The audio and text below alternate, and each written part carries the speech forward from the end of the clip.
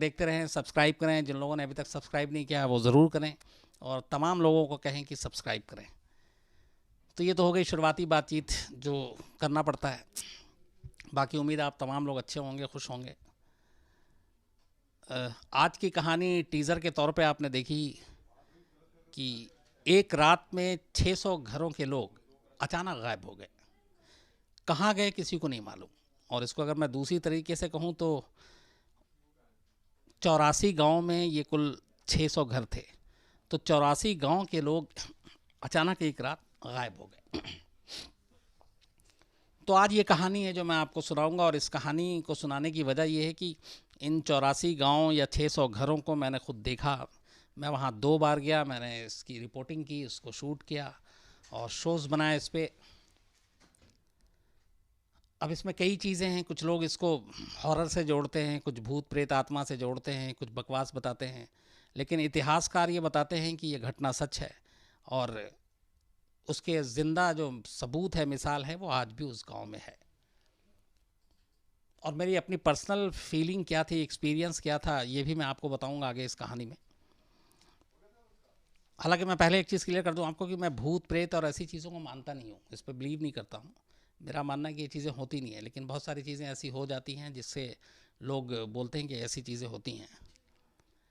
तो ये जो कहानी है कि 600 घरों के लोग एक रात में अचानक गायब हो गए, हज़ारों लोग थे, या 84 गांव के लोग एक रात में अचानक गायब हो गए। ये कहानी जैसलमेर से ठीक 18 किलोमीटर दूर एक इलाका है जिसका नाम है कुलधरा। अगर आप में से बहुत सारे लोग जैसलमेर गए हों तो जैसलमेर से करीब 25 किलोमीटर के बाद सैन एंड ड्यून आता है, जो वो पूरा रेत रेगिस्तान का इलाका है जहाँ कई फिल्मों की शूटिंग हुई है। चूँकि वो पूरा रेगिस्तान उस तरीके से दिखता है कि दूर दूर तक कई इलाके हैं जहाँ सिर्फ रेत ही रेत नज़र आता है, तो वो बड़ा खूबसूरत मंज़र होता है और वहाँ पे कई फिल्मों की शूटिंग हुई। और जब मैं वहाँ पहली बार गया तो वहाँ सबसे ज़्यादा चौंकाने वाली चीज़ या आपको अजीब चीज़ ये थी कि उस रेत पे आप सिर्फ ऊँट पे ही बैठ के जा सकते हैं। तो वहाँ ऊँटों का जो नाम, आखिरी बार जब मैं गया था मैंने सुना तो किसी का नाम शाहरुख खान था, किसी का सलमान था, किसी का अमिताभ बच्चन था, किसी का अक्षय कुमार था। तो ऊँट के नाम इन हीरोज़ के जो मशहूर हीरो हैं उनके नाम पे रखे हुए थे। तो अब जिसके नसीब में जो हीरो वो उस पर बैठ जाए। तो ये तो खैर कहानी का दूसरा पहलू था। शुरुआत में हम लोगों को एक ख़बर मिली, ये बात 2004 की है, जब ये मैं पहली बार गया था इस कुलधरा में।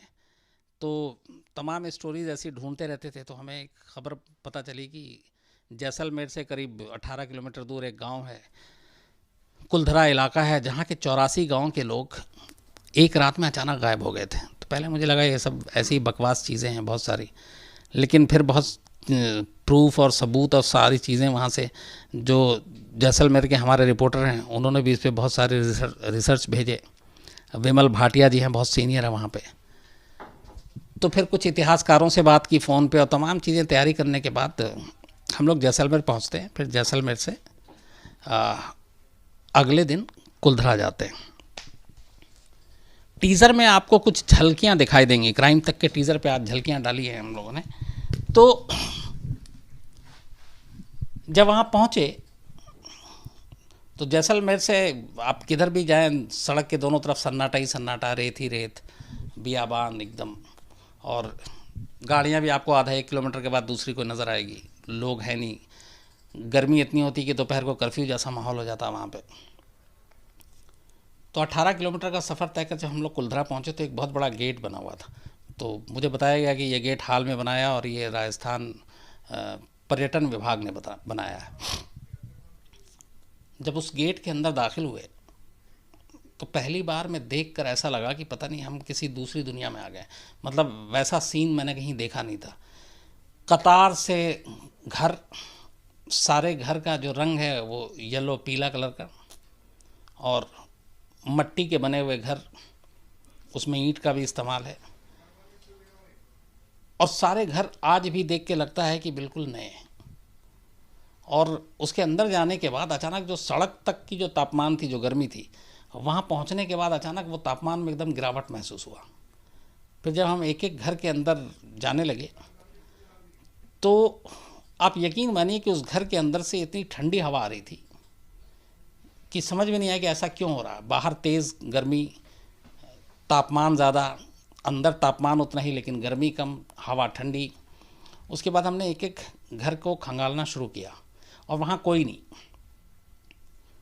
तो घर में चूल्हा वैसी है, कमरे वैसे ही हैं, सब कुछ वैसा ही। तो देख के लगता ही नहीं था कि ये इतना पुराना मामला हो सकता है। और ये जो मैं कह रहा हूँ, आप सिर्फ मेरे कहने पे यकीन मत कीजिएगा। अगर आप में से कोई भी कभी जैसलमेर जाए तो सिर्फ आप बोलिएगा वहाँ के जो भी गाइड हैं कि कुलधरा ले चलो।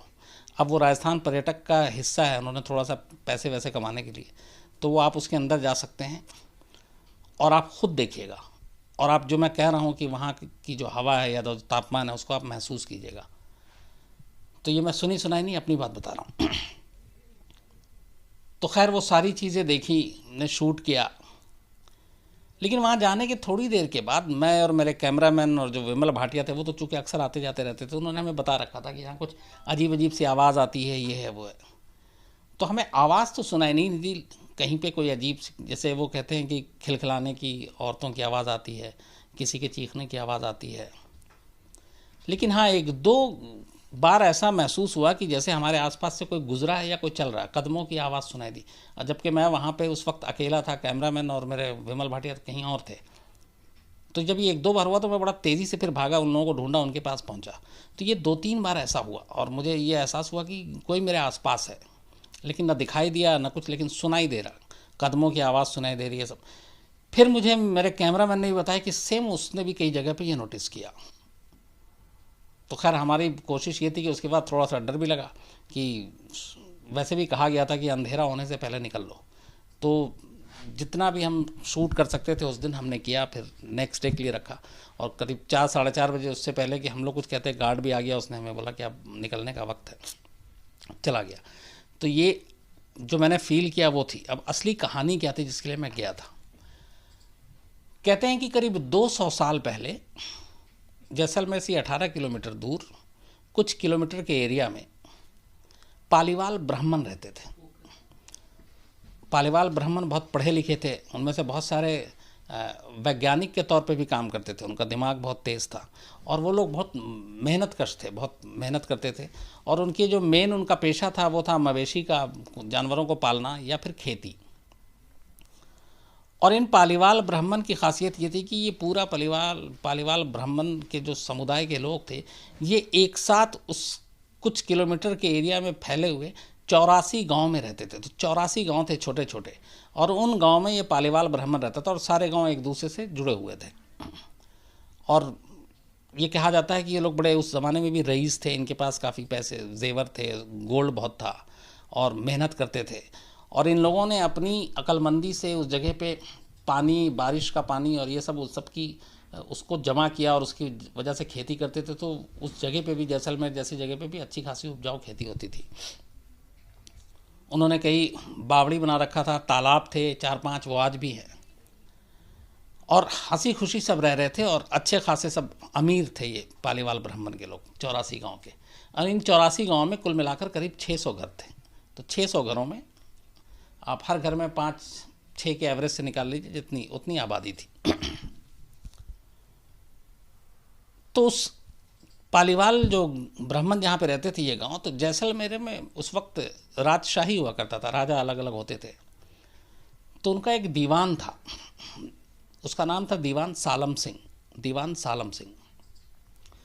तो जैसलमेर और उसके आसपास की ये सारी चीज़ें, लगान, ये वो सारे पैसे, वो हिसाब किताब दीवान सालम सिंह का हुआ करता था। और सालम सिंह बहुत पावरफुल आदमी था, इतिहास में बाकायदा जिक्र है इसका, इसलिए ये कोई मनगढ़ंत कहानी नहीं है। तो दीवान सिंह सालम की तस्वीर भी है, सब कुछ है, क्राइम तक में डाला, आप उसको, उसकी फ़ोटो भी देख सकते हैं। तो दीवान सालम सिंह वहाँ का दीवान हुआ करता था। कहते हैं कि एक दिन वो जब पालीवाल ब्राह्मण के गांव का दौरा कर रहा था, तो अचानक एक वहाँ के मंदिर के पुजारी की बेटी पे उसकी नज़र पड़ी। उस पालीवाल ब्राह्मण के जो मंदिर के पुजारी थे, उनकी बेटी बहुत खूबसूरत थी। तो इस दीवान सालम सिंह की ने जब उसको देखा तो उसकी नीयत ख़राब हो गई। उसके बाद वो फिर 2-4 उसने और चक्कर काटे उस गांव के, ख़ास तौर पे उस पुजारी की बेटी को देखने के लिए।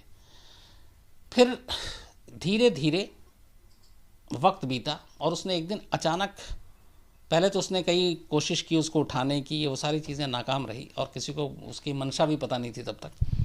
एक दिन अचानक उसने अपने दूत के ज़रिए इस पालीवाल ब्राह्मण गांव को ये मैसेज भिजवाया कि पूर्णमासी की रात तक, पूर्णमासी जब उसने ये बात बताई थी तो उसमें 2-4 दिन की बात थी जब वो पूर्णमासी आनी थी, कि पूर्णमासी की रात तक ये पुजारी की जो बेटी है उसको दीवान के हवेली तक पहुंचा दो। अगर नहीं पहुंचाया तो अगले दिन सुबह गांव पे हमला कर देंगे।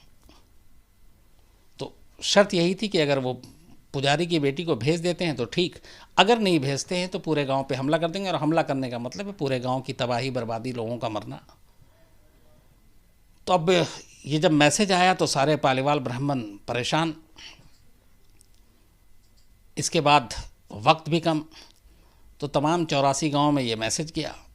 अब 2 ही रास्ते थे, या तो पुजारी की बेटी को दीवान सालम सिंह के हवाले कर दिया जाए और या फिर हमले का मुकाबला किया जाए। तो अब अलग अलग लोगों की राय थी। उसके बाद पंचायत बुलाई गई। पंचायत बुलाकर ये कहा गया कि इसमें क्या किया जाए। आज के दौर से उस दौर में एक फ़र्क ये था कि आज के दौर में हम सब ज़्यादातर अपने लिए सोचते हैं, अपने लिए जीते हैं। उस वक्त ऐसा नहीं था। उन 84 गांव के 600 घरों में रहने वाले पालीवाल ब्राह्मण ने पंचायत में एक मत से एक फैसला लिया कि हमारे लिए इज्जत से बढ़कर और कोई चीज़ नहीं है। और बात सिर्फ एक पुजारी की बेटी की नहीं है, ये किसी की भी बेटी हो सकती थी।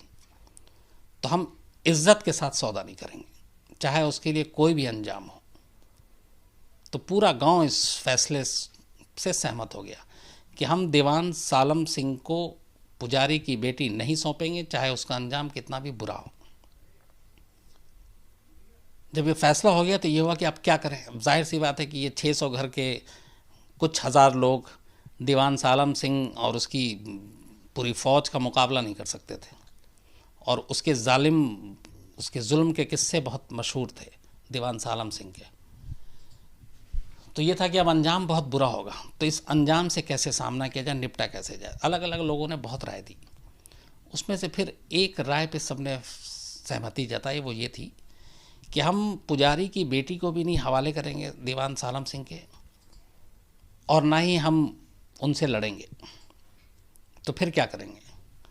तो उन्होंने कहा हम सब ये गांव छोड़कर खामोशी से चले जाएंगे और इसकी भनक किसी को नहीं लगे, क्योंकि अगर पता चला तो फिर रास्ते में घेर के मारेगा, पकड़ेगा, फिर पुजारी की बेटी को उठा लेगा।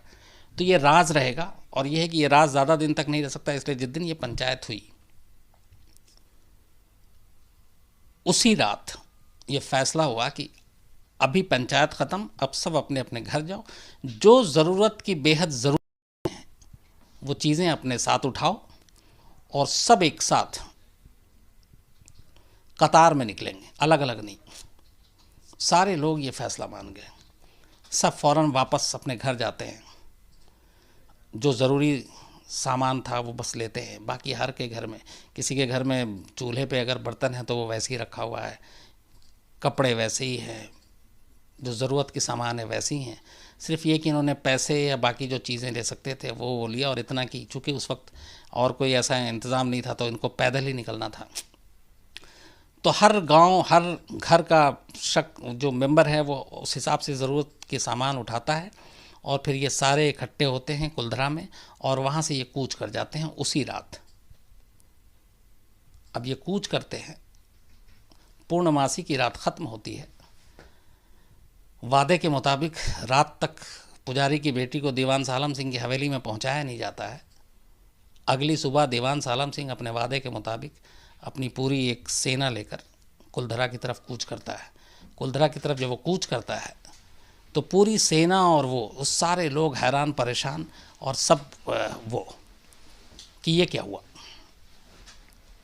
तो किसी को कोई भनक नहीं, किसी को कुछ पता नहीं, और पूरा गांव खाली। हर घर की तलाशी ली जाती है, हर घर में वैसे ही कुछ कपड़े हैं, इवन कुछ के चूल्हे की अभी तक वो जो है राख ठंडी नहीं हुई थी। कुछ सामान ऐसे ही पड़े हुए थे, बच्चों के कपड़े, औरतों के कपड़े, लड़कियों के, मर्द के, सारे जो जैसे जहाँ पे था वो सब कुछ था। सिर्फ नहीं था तो गांव का एक भी शख्स, 84 के 84 गांव को छान मारा, एक शख्स नहीं मिला और वो सारे परेशान। उसके बाद दीवान सालम सिंह को ये खबर दी जाती है, वो परेशान। उसके बाद कभी पता नहीं चला कि ये 84 गांव के लोग उस रात, एक रात में एक साथ 600 घरों के तमाम मेंबर कहाँ गए। कहा जाता है इतिहासकारों के ज़रिए कि उसके बाद वो उस राजस्थान से निकलकर अलग अलग जगहों पे चले गए और उसमें से कुछ आगरा की तरफ पहुँचे, कुछ मथुरा की तरफ पहुँचे और वो अलग अलग उन्होंने पहले, चूँकि एक साथ कहीं पे जाएंगे और उसके राज्य में तो ख़तरा था, तो इसलिए ये अलग अलग पहुँचे और उसके बाद इन्होंने अपनी जान और इज़्ज़त बताई। तो इस कहानी से ये होता है कि कैसे एक लड़की की इज़्ज़त के लिए समझौता नहीं किया, बल्कि अपनी ज़िंदगी, अपना जो पूरा घर बार इन्होंने बरसों मेहनत करके बनाया था, सजाया था, उन सब को छोड़ दिया और पूरे गांव को छोड़कर चले गए। इसमें ख़ास चीज़ ये थी कि जब ये लोग उस रात गांव खाली कर रहे थे तो कहा जाता है कि उन पालीवाल ब्राह्मणों ने एक श्राप दिया इस गांव में कि आज के बाद इस गांव में या इस घर में जो वो छोड़ कर जा रहे हैं कभी कोई बस नहीं पाएगा, और अगर वो यहाँ आया तो उसके साथ कभी कुछ अच्छा नहीं होगा। ये श्राप है उस गांव 84 गांव के लिए, कुलधरा के। अब उनके जाने के बाद चूँकि गांव खाली, घर बने हुए, और उस ज़माने में भी बता रहे हैं आपको, जैसा शुरू में बताया था कि वहाँ पे इस तरीके से घर बनाया गया था कि ठंडी हवा आती थी, इस गर्मी के बावजूद वहाँ का टेम्परेचर हमेशा नीचे रहता था। तो दीवान सालम सिंह और उनके सिपाहियों ने सबसे पहले वहाँ जाकर एक तो बहुत खुदाई बुदाई की कि उनके पालीवाल ब्राह्मण के पास बहुत सारे सोना जेवर हुआ करता था। अब वो मालूम नहीं कितना मिला कितना नहीं मिला, लेकिन फिर उन लोगों ने वहाँ पे, अब ये घर खाली है तो उन्होंने कहा कि हम लोग भी यहाँ बसते हैं। बसने की कोशिश की और उनमें से कई गायब हो गए, कई मारे गए, कई मर गए। तो जब ये बात खबर फैली तो फिर ये हुआ कि ये तो श्रापित गाँव है। धीरे धीरे लोगों ने उस गाँव से दूरी बनानी शुरू कर दी। उसके बारे में ये भी कि उस गांव में जो एक रात रुक जाता है वो बच नहीं पाता है। तो कुछ ऐसे किस्से हुए भी, कुछ ऐसे हैं कि जो उस गांव में गया वो कभी लौट कर नहीं आया, और फिर ये सारी कहानियाँ चलती रहीं। लेकिन इतिहासकारों की नज़र में ये है कि हाँ, ये गांव, पालीवाल का जाना, दीवान सालम सिंह की मौजूदगी, ये सारी चीज़ें सत्य हैं। अब इस पूरी कहानी को सुनाने का मेरा मतलब ये था कि उस कुलधरा गांव को मैं कैसा महसूस करता हूँ, तो इसलिए मैं वहाँ पे 2 बार गया था अलग, 2004 और 2009 में। तो वहाँ जाने के बाद एक अजीब सा फील होता है, ये फैक्ट। और वो आप लोग भी, मैंने कहा कि जैसलमेर से 18 किलोमीटर सिर्फ दूर है, आप खुद जा सकते हैं। तो एक अजीब सी चीज़ होती है वहाँ पे। लेकिन फिर मैंने कहा कि मैं भूत प्रेत इन चीज़ों को मानता नहीं हूँ, लेकिन ये कहानी अपने आप में इसलिए इंस्पायर करती है कि उस ज़माने में भी लोग सिर्फ अपने लिए नहीं, दूसरों के लिए सोचते थे। और एक लड़की की इज़्ज़त के लिए 84 गांव के तमाम लोग अपनी रोज़ी रोटी, घर मकान सब छोड़कर चले जाते हैं कहीं, ये अपने आप में एक मिसाल है। तो ये है उस कुलधरा की कहानी जो आज भी ज़िंदा है, इतिहास में भी है। और इसके जो वो जो पूरा गांव है उसके घर कैसे कैसे हैं, ये आपको क्राइम तक में डला हुआ है। उसमें बाकायदा कितने 2-3 मिनट का होगा, है ना? 2 मिनट 52 सेकंड का है, तो आप उसकी झलक देख सकते हैं। उसमें हमने हिस्टोरियन से भी बात की थी कि सच्चाई क्या है, वो सारी बातचीत भी है। वो पता नहीं हिस्टोरियन की बाइट उसमें है कि नहीं, लेकिन वो सारी चीज़ें हैं। तो कभी भी अगर आप लोग जैसलमेर जाएँ तो सिर्फ 18 किलोमीटर, और ये बहुत ही आपको मतलब बताने की ज़रूरत नहीं। आप कुलधरा नाम भी भूल जाएँ तो सिर्फ 84 गाँव के आप नाम से किसी को बोलेंगे, आपको वहाँ तक पहुँचा देगा। और अब उसकी टिकट भी है, लेकिन आज भी लोग वहाँ जाने में खौफ खाते हैं और बहुत गिने चुने लोग ही जाते हैं। जब हम लोगों ने खबर की उसके बाद फिर ये हुआ कि बहुत सारे न्यूज़ चैनल ने, जो ये पैरानॉर्मल एक्टिविटीज़ होता है उसमें आपने बीच में देखा होगा कुछ साल पहले, तो वो उन लोगों को भी लेकर वहाँ पहुँचे थे कुलधरा चेक करने के लिए कि यहाँ आत्मा है कि नहीं है। तो जो पैरानॉर्मल सोसाइटी के लोग हैं उन लोगों ने भी, जो उनके पास अपना एक मीटर होता है उसके ज़रिए ये बताया था कि यहाँ पे कुछ आवाज़ें आती हैं, यहाँ पे कुछ इस तरीके की आत्माएं या वो लोग हैं। अब ये पता नहीं कितना सच है कितना झूठ है, लेकिन जो ऐसे पैरानॉर्मल सोसाइटी के लोग गए थे उन सबसे ये पता चला था। तो ये पूरी कहानी थी कुलधरा की, उस 84 गांव की, एक रात में 84 गांव से गायब हुए लोगों की। तो मुझे लगा कि क्योंकि बहुत सारे आप लोगों ने क्राइम तक के जो अपने परिवार के लोग उन्होंने कहा था कुछ इस तरह की हॉरर की चीज़ें सुनाएं, तो मैं हॉरर पे बिलीव नहीं करता हूँ, इसलिए मैं अब तक बचता रहा। लेकिन अचानक फिर मुझे याद आया कि ये एक स्टोरी थी जो की थी हमने, और इसमें थोड़ा सा हॉरर का पार्ट है, लेकिन वो फील तब आप करेंगे जब आप खुद जाएंगे। तो इसलिए ये मैंने बताया। लेकिन मैं फिर कहूँगा कि मैं हॉरर या इस तरह की चीज़ें, आत्माएं, भूत प्रेत, इनमें बिलीव नहीं करता हूँ। तो कुल मिला के लेकिन इस कहानी को सुनाने का एक अच्छी चीज़ ये है कि इसका जो मॉरल है वो ये है कि अगर हम सिर्फ अपने बारे में ना सोचें, अपने लिए ना जिए, तो फिर क्या करें। ये हमें इंस्पिरेशन मिलता है इस 84 गांव के लोगों से, जिन्होंने सिर्फ एक पुजारी की बेटी के लिए अपना सब कुछ दांव पे लगा दिया और अपनी ज़िंदगी तक दांव पे लगा दी। सब कुछ, दौलत, घर, परिवार, वहाँ पे जो एक साथ खुशियों से रह रहे थे, वो सब कुछ छोड़कर और एक अनजाने रास्ते पर निकल पड़े। फिर से उन्होंने अपनी नई ज़िंदगी बसाई। तो ये चीज़ें हमें इंस्पायर करती हैं कि अगर हम सिर्फ अपने लिए सोचना छोड़ दें, अपने लिए जीना छोड़ दें, तो इससे कितने लोगों का भला होता है और इससे कितनी खुशी मिलती है। तो कुल मिला के मेरी नज़र में इस कहानी का सार यही है। तो ये थी पूरी कुलधरा की कहानी। फिर की तरह वही हमेशा की तरह कहूँगा, अच्छी लगी बुरी लगी दोनों राय ज़रूर दीजिएगा, और तारीफ़ के अलावा आप अपनी जो सुझाव और